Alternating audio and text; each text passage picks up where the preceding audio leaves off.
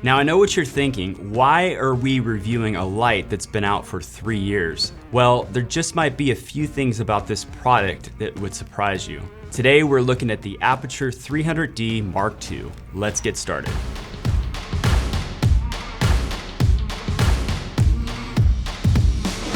So here are a few specs for this light. It's a Bowens mount aircraft aluminum 350 watt cob light. With the Fresnel attachment, it puts out 80,000 lux and 45,000 lux with the hyperreflector. It has a CRI value of greater than or equal to 96. It is wirelessly operated via the controller or Sidus app, and you can use V or gold mount batteries to power the light. So let's get right into the top 3 things we still love about this light in 2022. First, it has an excellent build quality. I can't stress this enough. In my opinion, if you're in production, you should almost never compromise when it comes to buying quality gear. These are your tools, and they need to perform well and be reliable on production day. There are other lights out there that can compete with this light, but the build quality is just not the same. I'm in the frame of mind that if you do something, you should do it right the first time. That way you don't run into problems down the road.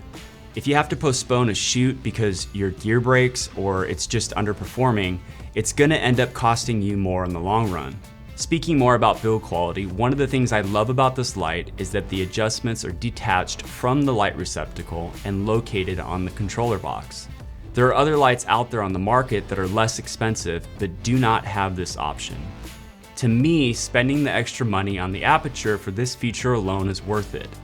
Sometimes you have the light high up on a C-stand, and if you need to make an adjustment, you're forced to lower the light, make the change, and then raise the light back up. Then if the DP or director wants it brighter or dimmer, you have to repeat the whole process over again.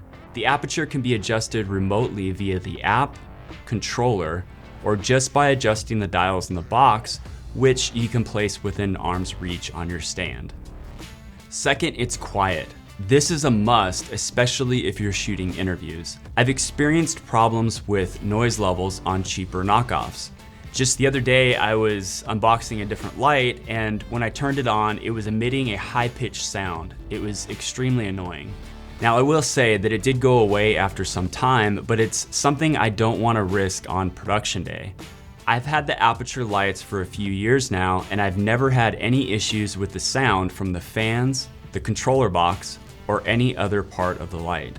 The third thing I want to highlight is that you can run this light off V or gold mount batteries. Now this has saved me on one of my shoots. This is a true story. I had a last minute shoot at Mark Wahlberg's house where we were actually interviewing the man himself. The issue was that the director wanted to shoot in his garage with his expensive car in the background.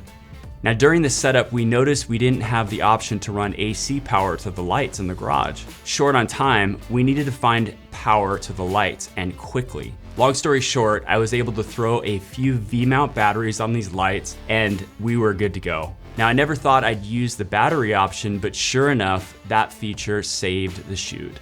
I can go on and on about these lights. There are so many things I love about them. Even the case it comes with is so well built that in a pinch, I've used it to stand on. Now, I don't recommend that you do that, but I figured I'd share with you a real world example of these lights in action. Do me a favor, share in the comments below if you've ever used this case as a makeshift Apple box like I have. Look, no product is perfect, and if I had to nitpick, I'd say that the bolts on the controller box mount could benefit from a little Loctite since they've become loose after years of use. Now this really wasn't a big deal for me because all I had to do was tighten the bolts down with an Allen wrench, which took about a minute of my time. Hey, this is probably the closest to perfect that you're gonna see in a product. But if I had to change one thing, I would make this light 3 times as bright. Not that the light is dim or lacks power for its size, it's just always nice to have the extra power in case you need it. So what are my final thoughts? Well, if you're looking for a rock solid light for your production, in my opinion, the 300D Mark II is still a top contender in 2022. I know that we are looking forward to continue using this light for years and years to come, and I'm excited to see what innovative product Aputure comes out with next.